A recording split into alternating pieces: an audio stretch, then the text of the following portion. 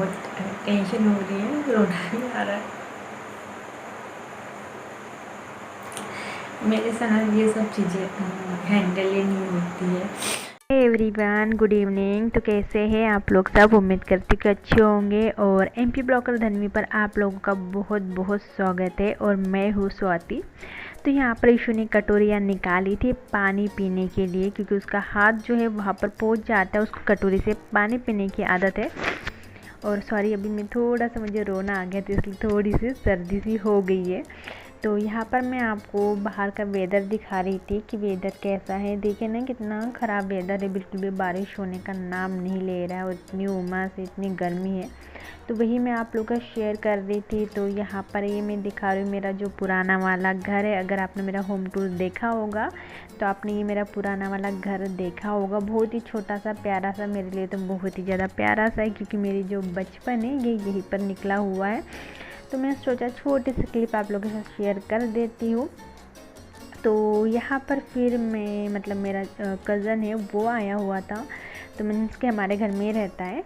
तो यहाँ पर मैं डोर खोल रही थी और फिर उसको पता ही नहीं था कि मैं वीडियो शूट कर रही हूँ। तो वो बोलते वीडियो शूट कर रही हो क्या? मैंने कहा हाँ। तो बोलते कि फिर वो थोड़ा सा ठीक ठाक अपने आप को करने लगा। तो मैंने कहा यार वीडियो में सब दिखाई देगा, मतलब तो क्या होता है। तो यहाँ पर फिर मैं अपना जो कज़न है उससे मैं बात कर रही थी, उसकी वजह से मजाक कर रही थी। तो मेरी मम्मी सुन लिया, तो मेरी मम्मी भी आगे, मेरी मम्मी साइड ले रही थी मेरे कज़न का, कि मतलब मेरी मम्मी उसके तरफ से बोल रही थी। और जो मेरे बड़े भैया है वो चुपचाप बैठकर सुन रहे थे, वो हंस रहे थे। और मैं अपने कज़न के, ये छोटू है, मीन्स कि मेरा जो कज़न है ना, चाचा का लड़का है, इसका नाम छोटू है, निकनेम छोटू है।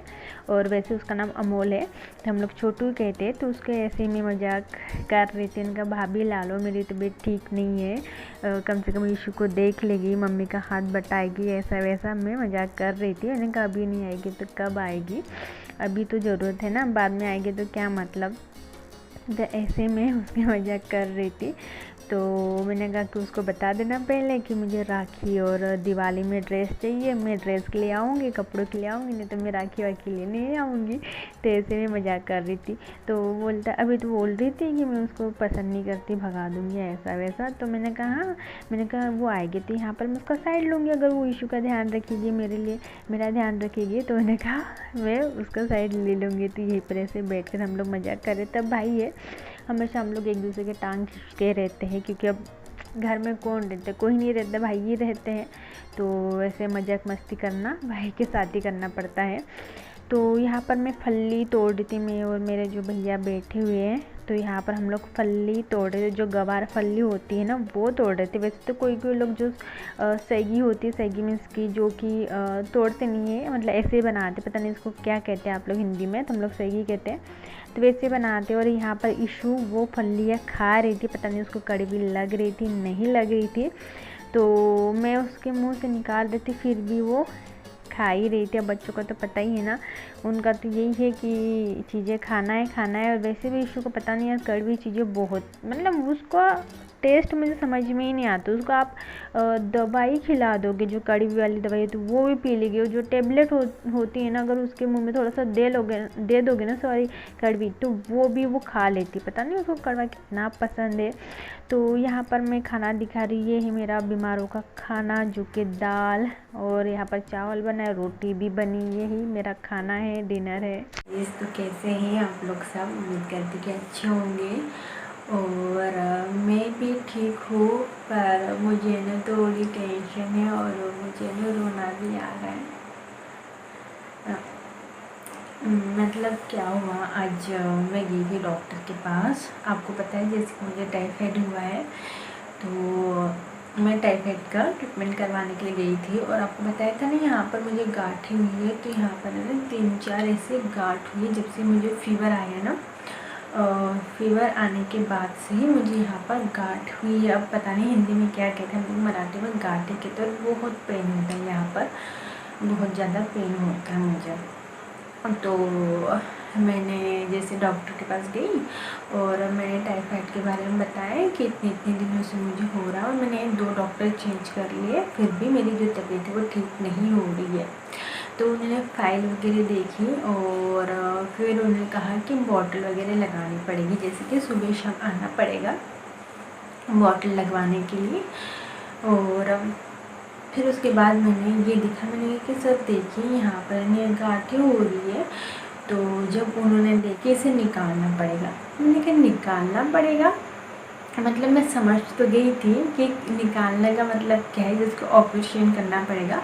तो फिर भी पूछ रही हूँ निकालना पड़ेगा, तो बोले ऑपरेशन करना पड़ेगा। तो मैंने कहा ऑपरेशन क्यों, आप कुछ ऐसे दवाई वगैरह नहीं दे सकते हो क्या लगाने के? नहीं, बोले ऐसा ही मतलब ऐसे ठीक नहीं होगा, ये ऑपरेशन करना पड़ेगा। तो मुझे जब से मैंने सुना ना कि ऑपरेशन करना पड़ेगा, तो जब से मैंने सुना तब से मुझे इतना रोना कि मतलब मुझे बहुत डर लगता है इन सब चीज़ों से, बहुत ही ज़्यादा। अभी मुझे